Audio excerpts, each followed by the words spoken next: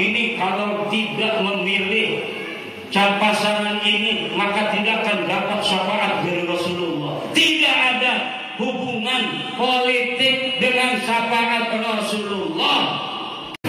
Hari ini saya datang ke Wonosobo. Ini bukan sebenarnya sebagai tamu. Saya juga adalah keturunan dari Wonosobo, tepatnya dari Kiai Ageng Wonosobo. Kiai Ageng Wonosobo adalah leluhur saya dan leluhur seluruh para raja-raja di tanah Jawa.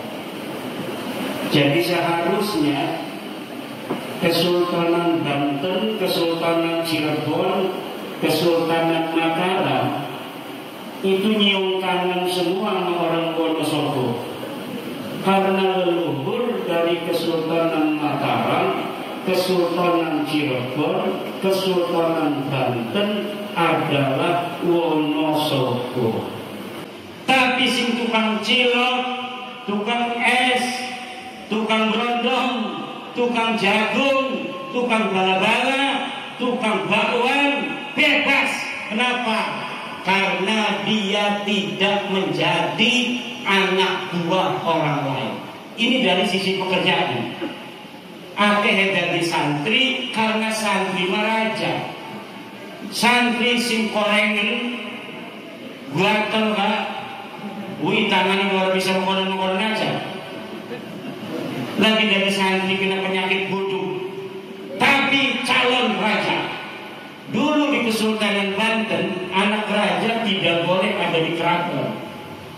Anak raja yang menjadi putra mahkota sejak orok dititipin di kiai. Wonosobo watonan wa qarara.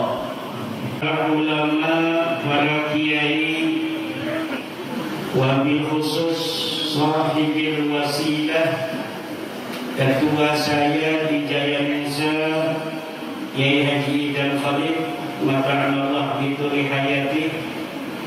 Beliau ketua Jaya Musa di Indonesia, Jamaah Yasin Nusantara. Saya ketua di Provinsi Banten. Saya anak buah Yeida. Jadi kalau di SMS ketua tidak boleh ngomong selain siap. Juga yang saya hormati orang tua kita bersama, Yai Haji Sibron Alisi Mustasar PCNU Kabupaten Wonosobo.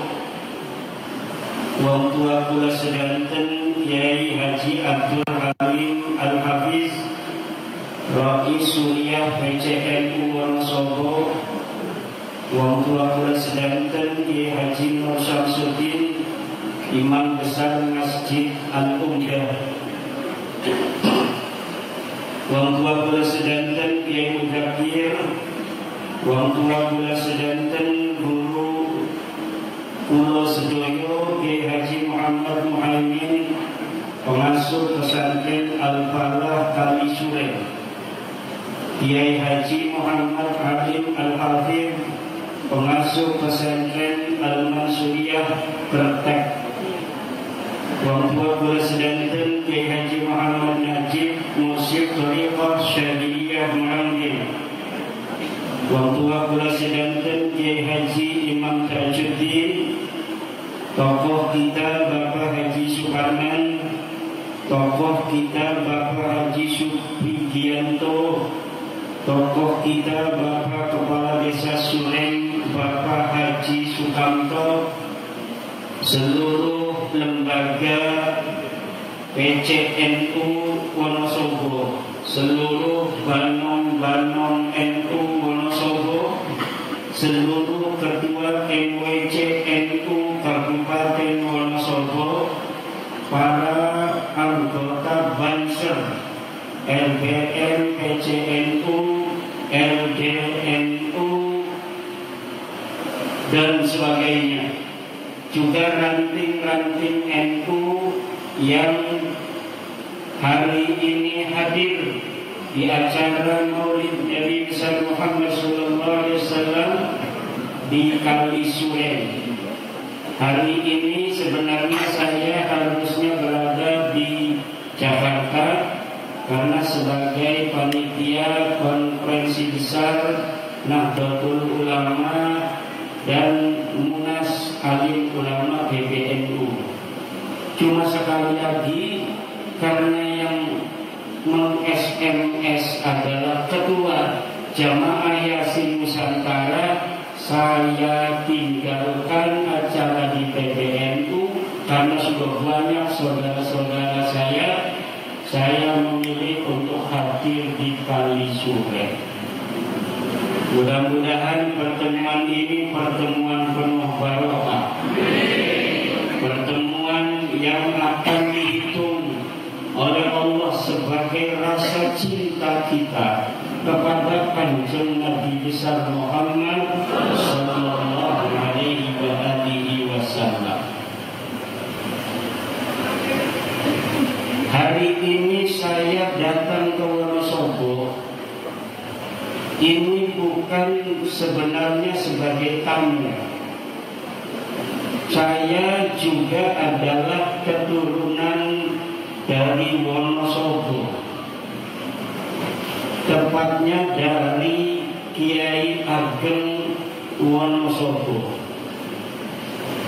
Kiai Ageng Wonosobo adalah leluhur saya dan leluhur seluruh para raja-raja di tanah Jawa. Jadi seharusnya Kesultanan Banten, Kesultanan Cirebon, Kesultanan Mataram itu nyium tangan semua sama orang Wonosobo.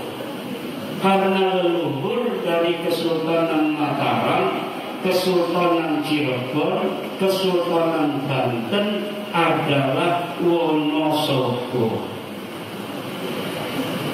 Saya cucu Sultan Banten keempat, Sultan Abdul Mabahir Mahmud Abdul Qadir. Punya istri Nyai Ratu Rangga Singasari, dimakamkan di Banten. Punya ayah Pangeran Singosari, dimakamkan di Magetan, Magelang. Punya ayah Kiai Ageng Pamanahan, ini pendiri Kesultanan Mataram. Punya ibu Nyai Ageng Nis, punya ayah Pangeran Pandan, punya ayah Ki Ageng Wonosobo. Terus kurang kita di wong sejen di Wonosobo, dulure wong Kalisuren sedoyo. Amin ya Allah ya Rabbal. Pantesan ini dorongan saya untuk hadir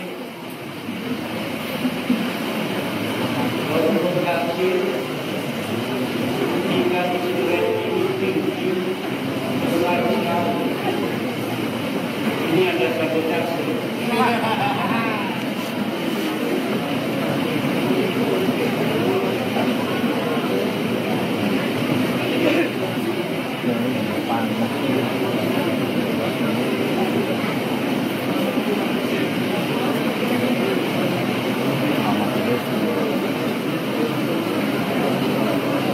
Suren gede,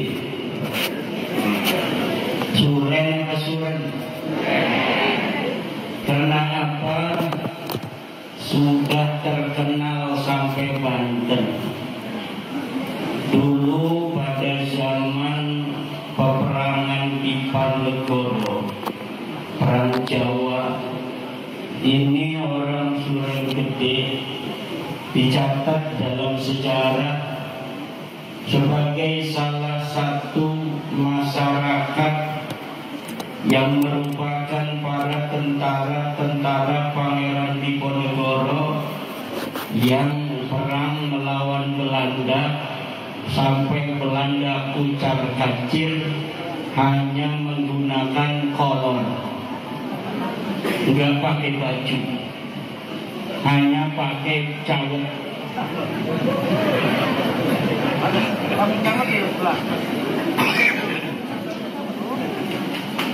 Ini adalah sebuah strategi perang untuk membuat Belanda hilang konsentrasi. Demang Seconegoro yang kemudian jadi bupati di Wonosobo ini memobilisasi masyarakat, di antaranya orang Suren Gede, untuk berani melawan Belanda, berperang dengan senjata seadanya, bedil yang dapat nemu dari membunuh Belanda, sisanya dengan bambu runcing, tapi tidak boleh pakai baju. Kenapa? Supaya kalau ditembak kebal nanti Belanda semakin takut. Maka para tokoh-tokoh dulu, kalau nanti tempat perang ini kita sampai menang perang, kita namakan dengan dusun cawet.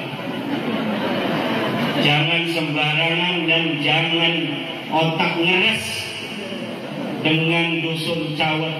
Itu adalah monumen dari kehebatan orang Suren Gede, kepatriotisme, cinta terhadap bangsa, cinta terhadap negara, berani berperang walaupun harus mengorbankan jiwa.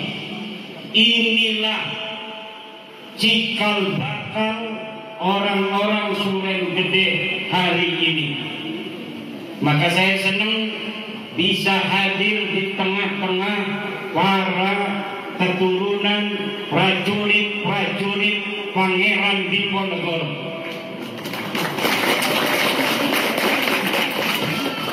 Wonosobo ini penuh dengan pondok pesantren. Siapa yang mendirikan?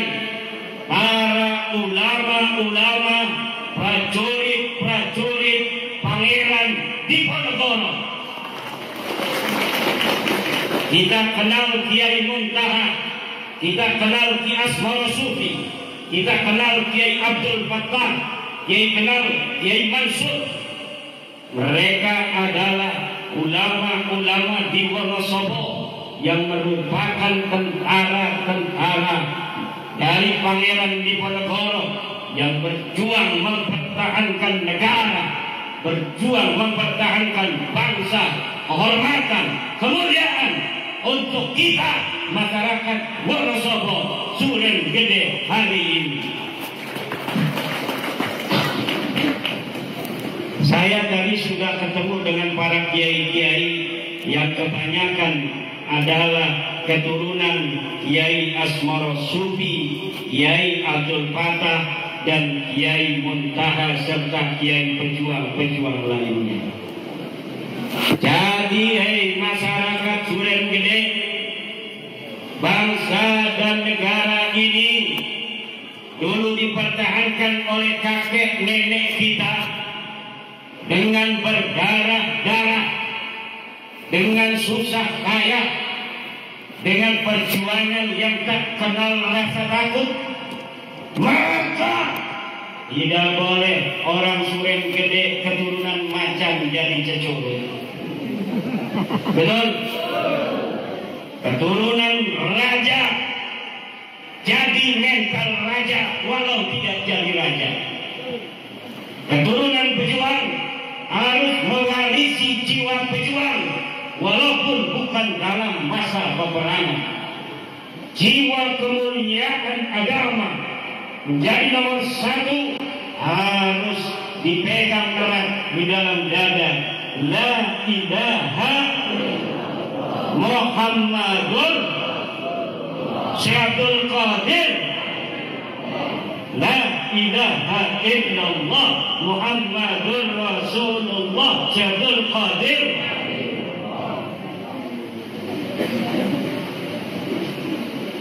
Ini tahlil. Kenapa pakai tahlil? Karena takbir lagi dirampok oleh orang-orang radikal. Selama takbir dirampok oleh orang-orang radikal, kalau kita gunakan di depan umum, kita disangka sama dengan mereka. Walaupun asalnya takbir ini milik kita, kita merebut Surabaya dengan takbir Allahu Akbar. Sama-sama Allahu Akbar, Allahu Akbar. Kita rebut Surabaya. Allahu Akbar. Pangeran Diponegoro dan Kiai Asmoro Sufi mengalahkan Belanda dengan takbir Allahu Akbar. Bangsa Indonesia mengusir penjajah dari bumi Nusantara. Tapi hari ini takbir digunakan dengan murah oleh orang-orang yang tidak bertanggung jawab.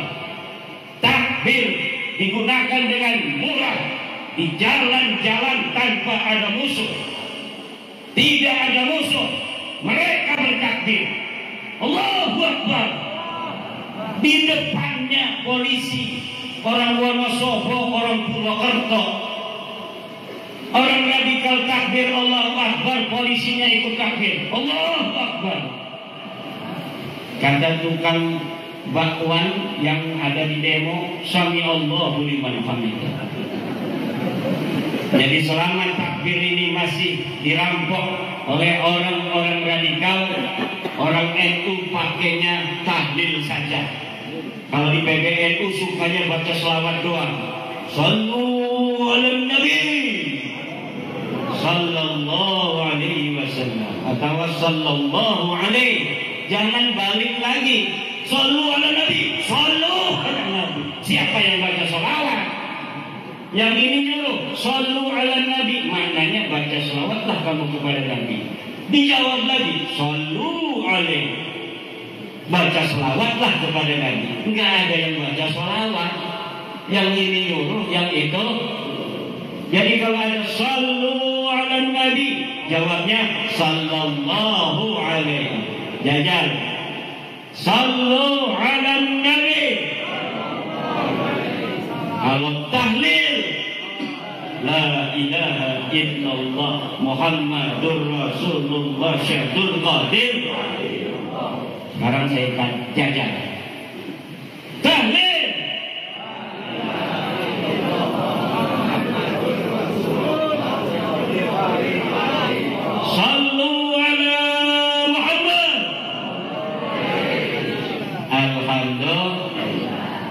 Ini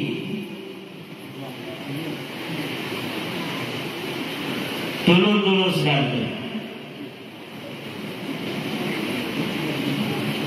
peringatan hari ini adalah peringatan cinta. Hadir ke sini karena yang duduk di atas bangku karena yang kebagian duduk di bawah karena sesungguhnya yang duduk di atas panggung tidak lebih baik dari yang duduk di bawah panggung. Betul? Tidaklah yang duduk di bangku lebih mulia dari yang berdiri. Betul? Tidaklah yang duduk di atas bangku lebih mulia dari yang kebagian nongkrong di bowling. Betul? Tapi karena ini cinta untuk Kanjeng Nabi besar Muhammad, apapun kita kebagian hari ini di depan Masjid Al-Umdah, apakah di atas panggung, apakah di atas bangku, apakah berdiri, apakah duduk, apakah desak-desakan di tiang masjid, semuanya sama akan mendapatkan catatan sebagai orang-orang yang cinta kepada Kanjeng Nabi besar Muhammad. Nabi Muhammad bin Abdullah bin Abdul Muttalib, jangan Muttalib. Nah, tapi yang ditasdid koknya Abdul Muttalib. Siapa? Abdul Muttalib punya ayah namanya Hashim. Ibunya Nabi Muhammad namanya Aminah binti Wahab. Nabi Muhammad punya istri Sayyidatuna Khadijah Al-Kubra, Siti Aisyah Ar-Ridha, Sayyidatuna Hafsah, Sauda, Zainab binti Khuza'ah, Zainab binti Zahsi, Siti Maimunah, Ummi Habibah, Ummi Salamah, Raihanah, kemudian Juwairiyah dan Maria Al-Qibtiyah. Nabi Muhammad punya anak. Pertama namanya Qasim, yang kedua adalah Zainab, yang ketiga Ummu Kalsum, Ruqayyah, Abdullah dan Ibrahim, yang menurunkan keturunan satu Sayyidatuna Fatimah Az-Zahra. Sayyidatuna Fatimah Az-Zahra punya anak 3, Hasan, Husain, Muhsin. Muhsin tidak punya keturunan. Yang punya keturunan Sayyidina Hasan dan Sayyidina Husain. Sayyidina Husain punya anak Ali Zainal Abidin. Ali Zainal Abidin punya anak Muhammad Al-Baqir. Muhammad Al-Baqir punya anak namanya Ja'far As-Sadiq.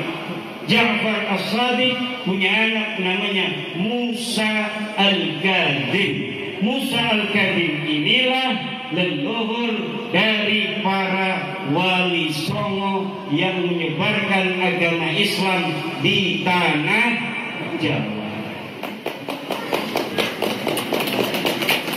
Sunan Ampel, Sunan Gunung Jati Syarif Hidayatullah, Sunan Bonang itu dari Musa Al-Kadhim. Sebagian lagi wali songo keturunan daripada Syekh Abdul Qadir Al-Jailani radhiyallahu anhu, seperti Sunan Giri, Sunan Kudus dan orang-orang Wonosobo keturunan daripada Syekh Abdul Qadir Jailani. Kiai Idam Khalidin Al-Jailani dari Syekh Abdul Qadir Jailani tanpa dia tahu. Sing pundi jalure saking Kiai Sulaiman Mojo Agung. Ki Sulaiman Mojo Agung derebe putri dinikah sereng Kiai Ageng Wonosobo. Sulaiman Mojo Agung ini silsilahnya adalah keturunan Sayyidi Syekh Abdul Qadir. Jadi aja gegabah wong Wonosobo. Isin wong Wonosobo ora salah. Wong Wonosobo ora melakukan jemiahan. Wong Wonosobo ora bisa maca Quran. Wong Wonosobo gelati mantu dudu santri. Ibu-ibu, gelati mantu ini pengen santri apa pengen anggota dewan? Santri bener. Anak santri, anak anggota dewan, mobilnya Fortuner, santri mobil carry, mirip di. Milisan turunan Syekh Abdul Qadir Jailani harus menomorsatukan santri daripada anggota DPR RI Kiai Idam Khalid. Bu, kalau ada santri jadi kiai kan soleh, istrinya udah 3, anaknya 10, ibu punya anak perempuan. Sini ada jejaka preman, tapi banyak duitnya. Anak perempuan ibu mau dinikahkan dengan kiai yang istrinya 3, anaknya 10, apa dengan preman yang kaya raya? Jawab. Erok amat dijawab ya. Harap diterima lagi ini telur. Anaknya 10, sing belakangnya harap diterima preman. Kita menikahkan anak ini jangan sampai kalah judi, mirip judi. Sekali kita menikahkan keturunan kita ila yaumil qiyamah, DNA-nya akan sama dengan apa? dengan menantu kita itu. Kalau anaknya laki-laki, itu sejak menantu kita yang laki-laki itu DNA daripada anak-anak kita sampai kiamat akan sama. Kalau DNA-nya kebaikan, maka akan terus terbawa DNA kebaikan. Kalau DNA-nya adalah DNA bajingan, maka akan terus terbawa DNA bajingan ila yaumil. Ojo sembarangan. Makanya gelatih mantu ibu sing soleh, aja dijaga baik. Rabi dulu, masih penting soleh. Siap. Tadi kalau ngerti itu di dalam pembukaan, saya nyinggung orang kiai-kiai di Wonosobo itu. La yubaluna laumata laimin. Mereka gagah perkasa, tidak peduli dengan caci maki. Wa ya'uddunaha haba'an mansura. Mereka anggap caci maki tantangan musuh bagaikan debu-debu yang berterbangan. Wala yakhafuna ahadan. Orang Wonosobo tidak pernah takut siapapun illa zaujatul kubra, kecuali istri tua. Wa idza ja'atiz zaujatul kubra ghafaru annahum kanu ahrara. Kalau sudah datang istri tuanya, dia lupa kalau dia sudah merdeka. Wa rubbama azamun nikah masna wa sulasa wa ruba'. Terkadang mereka ingin nikah 2, 3, 4. Walakin lamma ra'au wujuha zaujatihim raja'u min haitsu ja'u. Tapi kalau sudah lihat wajah istri tuanya, dia enggak jadi. Raja'u min haitsu ja'u. Dia kembali dari sekira-kira dia datang. Adbaro, lari terbirit-birit. Itu orang Wonosobo, gagah perkasa. Tapi orang kawin beda orang ganteng. Duit orang ganteng. Rabine telu kiai.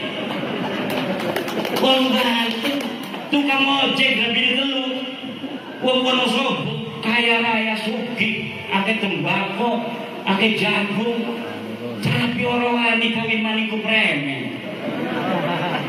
Belanda dilawan sampai puncak panting. Belanda ngadepi wong Kalisuren, ngadepi wong Cawet, ngadepi wong Suren Gede. Belanda wani, tapi wong kenene orang wani di rabi tua. Betul bo? Betul bo? Hidup rabi tua.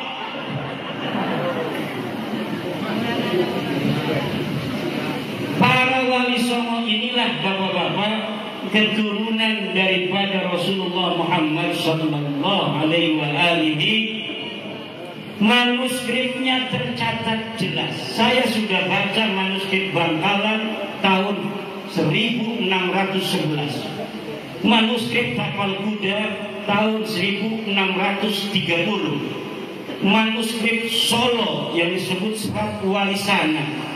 Manuskrip Mertasinya Cirebon, manuskrip asal usul Kesultanan Cirebon, menulis bahwa leluhur-leluhur kita ada kaitan nasab dengan baginda Nabi besar Muhammad. Maka kata ketum kita, ketum PBNU Kiai Khalil Yahya Stakuf, Kiai Yahya Khalil Stakuf, bahwa pengurus-pengurus PBNU itu kebanyakan ada nutfah nubuwah, ada tetesan-tetesan kenabian. Walau sudah 40 turunan, walaupun zigzag lanang wadon, lanang wadon, lanang wadon, lanangnya akeh ini Brawijaya, haplografik Brawijaya kok. Maka kebanyakan keturunan Nabi yang ada di tanah Jawa itu haplogrupnya O. Kenapa? karena jalur laki-lakinya Prabu Brawijaya V. Ki Ageng Wonosobo cucu Prabu Brawijaya V. Ki Ageng Wonosobo ayahnya namanya Kiai Bondan Kejawan. Kiai Bondan Kejawan itu adalah anak Prabu Brawijaya V. Prabu Brawijaya V ayah juga dari Raden Patah Demak. Raden Patah Demak itu ibunya Cina, namanya Ratu Siu Banci, wong Cina. Maka anak-anak putune Raden Patah kadang-kadang anak sing rada putih, cinong-cinong putih.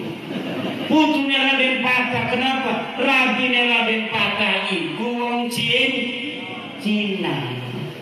Anak sing rada gesem kaya kula, iki sing Brawijaya. Anak kula anak sing putih, anak sing ireng. Ya karena anak Cina, anak Brawijaya walaupun dia tidak putih tetapi kaset kayak Kiai Idam Khodib. Macam-macam turunan raja kabeh ning kene arep jadi budak. Turunan raja aja gelem jadi remen anak putu kita jadi raja kabeh. Yang namanya raja itu tidak bermental cemen dan kadang-kadang gak bisa diatur orang.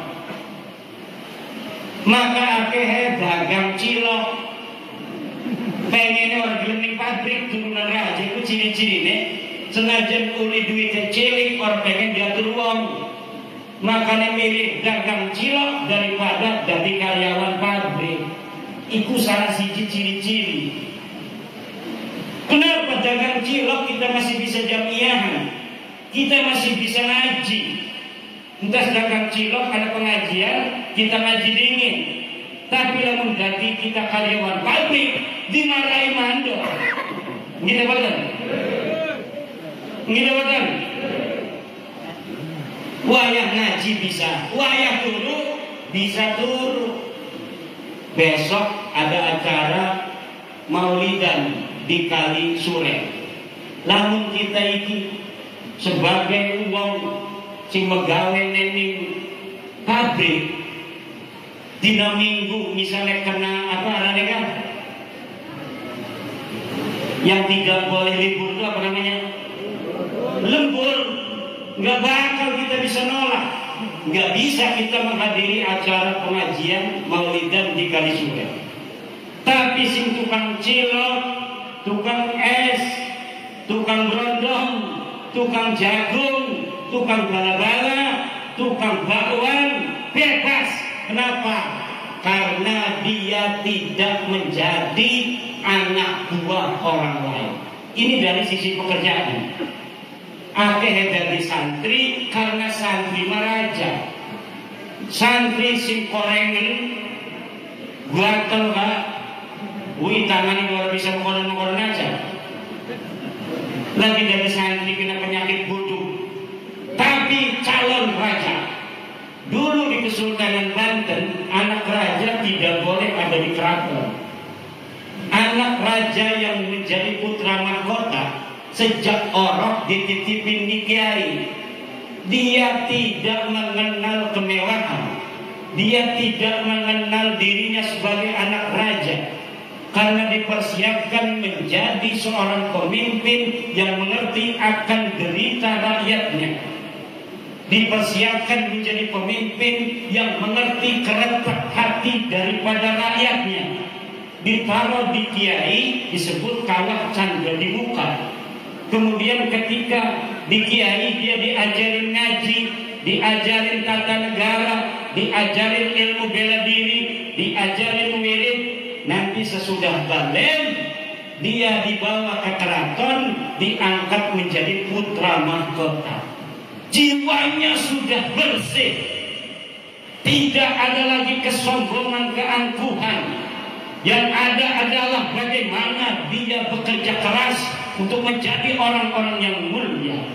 Akhirnya ketika dia menjadi raja, dia bisa berada di singgasana raja, juga bisa lesehan bersama rakyat di bawah.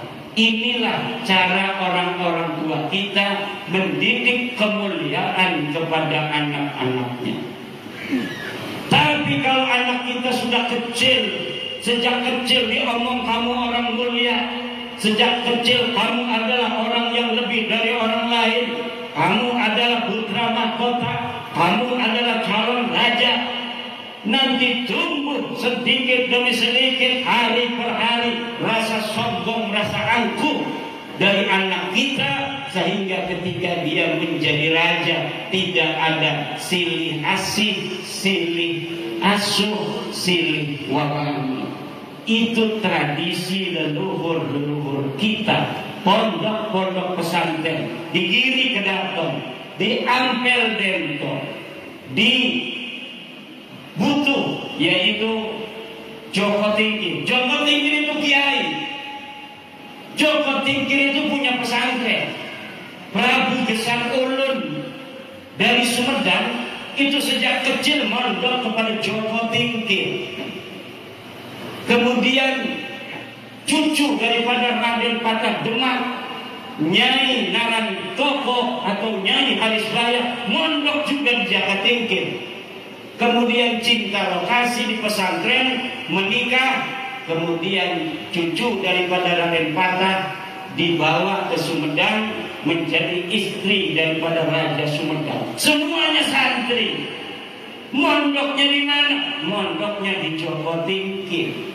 Semua anak-anak raja pada zaman Joko Tingkir mondoknya di Joko Tingkir karena beliau punya pondok pesantren. Ketua PBNU dari awal sampai sekarang banyaknya dari Joko Tingkir. Dan orang Wonosobo ada keturunan Joko Tingkirnya. Jangan ngelamun begitu, turun Joko Tingkir kok ngelamun. Mbah Hasyim Asy'ari turunan Joko Tingkir. Gus Dur turunan Joko Tingkir. Kiai Ma'ruf Amin turunan Joko Tingkir. Dari mana? Kiai Ma'ruf Amin dari Pangeran Benowo, punya adik perempuan dinikah oleh Pangeran Sunyararas Tenara. Pangeran Sunyararas anak daripada Sultan Maulana Hasanuddin. Nanti menurunkan Syekh Nawawi Tenara, juga menurunkan keponakannya Kiai Ma'ruf Amin. Itu semuanya keturunan Joko Tingkir. Kalau ada wali pada zamannya yang disebut kutub, maka harusnya Joko Tingkir yang disebut kutub, aulia, karena sebelum jadi raja dia adalah seorang kiai yang ngalim. Joko Tingkir termasuk Kiai Yahya Khalil Stakuf, turunan daripada Syekh Qutbul Aulia Joko Tingkir. Nah seiki Joko Tingkir dijadikan lagu. Joko Tingkir namanya alat remeh itu senani. Siapa itu sing ngarang-ngarang itu? Qutbul Aulia. Lagu ini lagu dangdut. Ibu-ibu, bapak-bapak, ngomong kenak ya. Akhlak daripada Wali Songo dan keturunannya para ulama-ulama Jawa. Senajan kiai-kiai, ulama-ulama Jawa orang ngarangaken sing arane musik, sing arane joget semono sing pengen-pengen. Tetapi kiai-kiai ini malah kasih joget-joget. Nggih mboten? Jadi kalau kiai belakangan sing disebut wali be lamun anak kawinnya joget-joget dan muter-muter. Paling kiai-kiai kita marhaba. Marhaba ya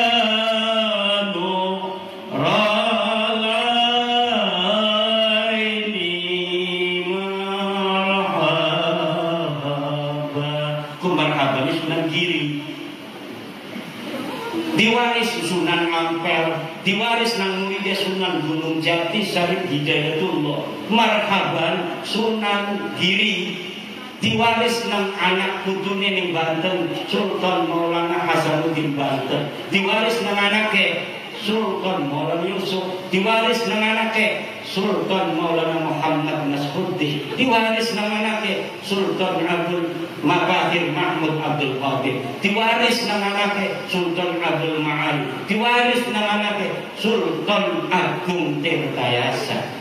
Nah ini ada saudara kita dari keturunan Sultan Agung Tirtayasa hadir dengan Kiai dan Khalid namanya Tubagus Mogi Arya Tirtayasa. Ini saudara kita juga. Saya dari Abdul Mabahir, dia dari Tirtayasa, tetapi Tirtayasa juga cucu daripada Sultan Abdul Mabahir Mahmud Abdul Qadir, berarti beliau juga sama cucu daripada Kiai Wonosobo. Cium tangan nama Kiai Idam kalau salaman. Karena tuakan Wonosobo sama Banten, gimana? Macam-macam lah kalau Wonosobo. Anak doang di tengah, jarang dilewati wong. Bulan-bulan balik Jawa Timur, BED ini Wonosobo. Karena orang kelewatan. Lah itu Jawa Banten ngomongin Jawa. Kami di Banten, kalau yang dekat kesultanan ngomongnya Jawa. Tapi Jawa ini campur kalau ilat Sunda ya tadi ini makanya. Gimana? Ini Jawa ini Jawa apa kalau itu? Disebut masing-masing, aku ngerti-ngerti los, al-qara los. Inilah warisan Jawa Demak. Leluhur kami disuruh datang nama Raden Patah ke Cirebon. Dari Cirebon disuruh nyebarin Islam ke Banten. Sultan Maulana Hasanuddin Syarif Hidayatullah bawa pasukan ke Jawa. Kemudian bikin perumahan,